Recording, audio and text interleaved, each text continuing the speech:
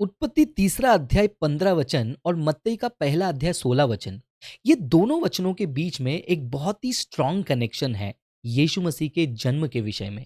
जब भी हम यीशु मसीह के जन्म के बारे में बात करते हैं, हमें पता है कि यीशु मसीह का जन्म बहुत ही अनोखा और यूनिक था। कुंवारी के द्वारा उनका जन्म हुआ, वर्जिन बर्थ। लेकिन जब भी हम वर्जिन बर्थ के बारे में बात करते हैं, उसके विरुद्ध में कई सारे प्रश्न उठाए जाते हैं, जिसका जवाब हम धीरे धीरे इस वीडियो सीरीज में देखेंगे। लेकिन इस वीडियो में हम एक बहुत ही इंपॉर्टेंट टॉपिक को देखने जा रहे हैं, जो कई बार क्रिश्चियंस उत्पत्ति 3:15 और मत्ती 1:16 को पढ़ते समय मिस कर देते हैं। जब हम उत्पत्ति 3:15 को पढ़ते हैं, उसी वक्त हमें क्लियरली पता चलता है परमेश्वर ने इंसान का उद्धार का प्लान एक कुंवारी के द्वारा जन्मने वाले बच्चे के द्वारा कर दिया था। जब हम उत्पत्ति पहला अध्याय दूसरा अध्याय पढ़ते हैं, हमें क्लियरली पता चलता है कि परमेश्वर ने सृष्टि किया, इंसान ने पाप किया। लेकिन तीसरे अध्याय में स्पेसिफिकली 15 वचन में जब परमेश्वर उसके उद्धार का प्लान बताते हैं, वहां पर वो शैतान को श्राप देते हुए कहते हैं कि तेरे बीच में और स्त्री के बीच में मैं दुश्मनी खड़ा करूंगा। हिंदी और कुछ इंग्लिश ट्रांसलेशन में नॉर्मली ये शब्द को, ये वचन को ऐसे लिख दिया गया है। लेकिन स्पेसिफिकली कुछ अच्छे ट्रांसलेशन जो ओरिजिनल लैंग्वेज के नज़दीक है, उसको जब आप पढ़ते हैं, तो उत्पत्ति 3:15 में जो शब्द इस्तेमाल किया है वो कुछ इस प्रकार है, the seed of a woman. ये स्त्री के बीज और तेरे बीज के बीच में मैं दुश्मनी खड़ा करूंगा। ये जो शब्द है सीड ऑफ वुमेन, उसको अंडरलाइन कर देना, क्योंकि ये भविष्यवाणी है वर्जिन बर्थ का। आप सोच रहे होंगे कैसे? हमें पता है नॉर्मली जब भी कोई बच्चा जन्म लेता है, नेचुरल प्रोसेस उसका सिंपल है। पुरुष का बीज और स्त्री का बीज का मिलन होने से एक बच्चा जन्म लेता है। लेकिन यहां पर परमेश्वर प्लान को बहुत ही सटीक तरीके से बता रहे हैं कि जो उद्धारकर्ता आएगा, आकर जो शैतान के सर को कुचलेगा और पाप पर विजय पाएगा, वो पुरुष और स्त्री के बीज के आउटकम से नहीं, बल्कि वो स्त्री के बीज का ही होगा।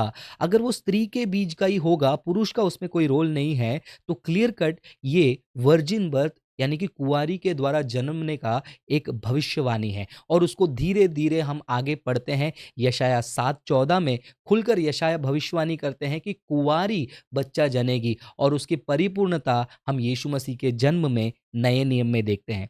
नए नियम में प्रेरित पौलुस भी जो है गलातियों के चौथा अध्याय चौथा वचन में इसको क्लैरिफाई करते हैं कि समय के पूरा होने पर यीशु मसीह जन्मा और पाप का उद्धारक बनकर आ गया। लेकिन यीशु मसीह के जन्म के बारे में लिखने वाले गॉस्पेल राइटर्स का सबसे पहला लेटर मैथ्यू को जब हम पढ़ते हैं, वहां पर पहला अध्याय 16 वचन में भी यीशु मसीह वर्जिन बर्थ के द्वारा ही जन्मे, और वर्जिन बर्थ का इंपॉर्टेंस क्या है वो मत्ती क्लियरली उनके राइटिंग में दिखाते हैं। कई बार जब हम मत्ती का पहला अध्याय पढ़ते हैं, तो हम लोग नॉर्मली उसको छोड़ देते हैं, क्योंकि उसमें लिखा है इसका बेटा ये, इसका बेटा ये, इसका बेटा ये। लेकिन 16वें वचन में कभी आकर आपने पॉज़ नहीं किया है, तो अभी करिए, क्योंकि 16वें वचन में मत्ती एक ऐसा पॉज़ करते हैं, एक ऐसा ब्रेक लेते हैं, और वहाँ पर वो प्रूव कर देते हैं कि जो यीशु मसीह जो जन्म रहा है, वो नॉर्मल नहीं, बल्कि वर्जिन के द्वारा ही जन्म रहा है। कैसे? अगर आप उस वचन को पढ़ेंगे, मैं इंग्लिश में एक बार पढ़ के सुनाता हूँ। And Jacob begot Joseph the husband of Mary, of whom was born Jesus, who is called Christ. Hindi में कुछ ट्रांसलेशन में नॉर्मली ऐसा लिखा है कि मरियम से जन्मा। आप बोलोगे कि अभी तक मुझे समझ में नहीं आ रहा है, पॉज कहाँ है? पॉज समझने के लिए ऊपर के वचनों को पढ़िए। मत्ती जब वंशावली लिख रहे हैं यीशु मसीह का, तो वहां पर उन्होंने पूरा लाइन स्टार्टिंग से लेकर यूसुफ तक एक सिंपल मेल ओनली पैटर्न को फॉलो किया है। मतलब इसका बेटा ये, इसका बेटा ये, इसका बेटा ये। लेकिन 16वें वचन में आकर वो रुक कर यूसुफ का बेटा यीशु ऐसे नहीं कह रहे हैं, वो कह रहे हैं मरियम से जन्मा यीशु। और इंग्लिश में भी लिखा है ऑफ होम, मेरी के बारे में लिखा हुआ है, husband of Mary, of home was born Jesus, who is called Christ. कभी ये शब्द के ऊपर आपने गौर किया है? ऑफ होम, ये जो शब्द है वो एक ग्रीक रिलेटिव प्रोनाउन है, यूनानी भाषा का एक बहुत ही इंपॉर्टेंट शब्द है। वो क्लियरली प्रूव करता है कि मत्ती अपने वंशावली में एक कट ले रहे हैं और बोल रहे हैं कि ये सब इनके बेटे हैं, लेकिन यीशु मसीह यूसुफ का बेटा नहीं बल्कि मरियम से है। तो क्लियर कट जो सीड ऑफ अ वुमन का मैंने पॉइंट बताया और यहाँ पर आपको कनेक्शन दिखता होगा। यहाँ पर मत्ती अपने राइटिंग में बहुत ही केयरफुल थे, बहुत ही स्पेसिफिक थे और उन्होंने क्लियर कट बताया कि यीशु मसीह का जो जन्म था उसमें यूसुफ का कोई रोल नहीं था। अब यीशु मसीह का वर्जिन बर्थ इतना इंपॉर्टेंट क्यों, आप शायद से सोच रहे होंगे।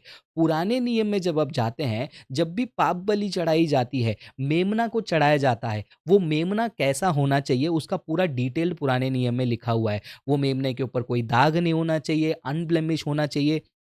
कुछ रेफरेंस देता हूँ, आप बाद में पढ़ लेना।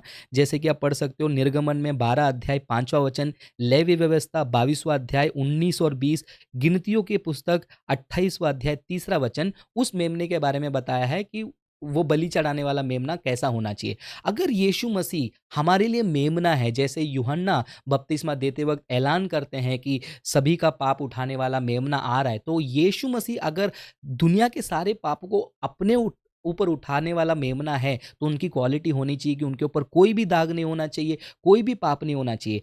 अगर यीशु मसीह स्त्री और पुरुष के बीच के सम्मेलन से, कनेक्शन से उत्पन्न हुए अगर बालक होते, तो उनमें यूसुफ का और मरियम का पाप का स्वभाव भी आया होता, उनका बलिदान वेस्ट था। इसीलिए यीशु मसीह के अंदर पाप नहीं जाना चाहिए करके वर्जिन बर्थ बहुत ज़रूरी था। और यहाँ पर शुरू में परमेश्वर ने और यहाँ पर मत्ती के द्वारा पवित्र आत्मा ने क्लियर कट कहा कि यीशु मसीह सिर्फ और सिर्फ स्त्री के बीज से आया, और वो क्लैरिटी हमें बताती है कि यूसुफ, और मत्ती अपने रीडर्स को भी बताते हैं, यूसुफ जो है यीशु मसीह के बायोलॉजिकल फादर नहीं है, मरियम से, मरियम के द्वारा जन्मा। तो आप सोच रहे होंगे, ठीक है फ्रांसिस भाई, ये बात तो हम समझ गए कि अगर मरियम और यूसुफ के द्वारा यीशु मसीह जन्मते, तो हो सकता है कि यूसुफ का पाप जो है यीशु मसीह में आया होता, तो इसीलिए वर्जिन बर्थ मान्य है।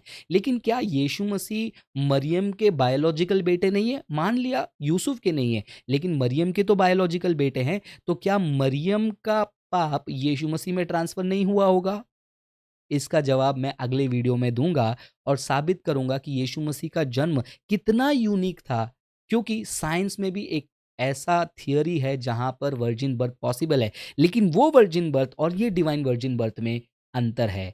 अगले वीडियो में मिलेंगे। वीडियो को शेयर करना, और पता नहीं आपने कभी ऐसे शब्दों को गौर किया है जिसमें एक गहरी रहस्य छुपी हुई है। लगातार ऐसे वीडियो को देखने के लिए हमारे चैनल को सब्सक्राइब करें।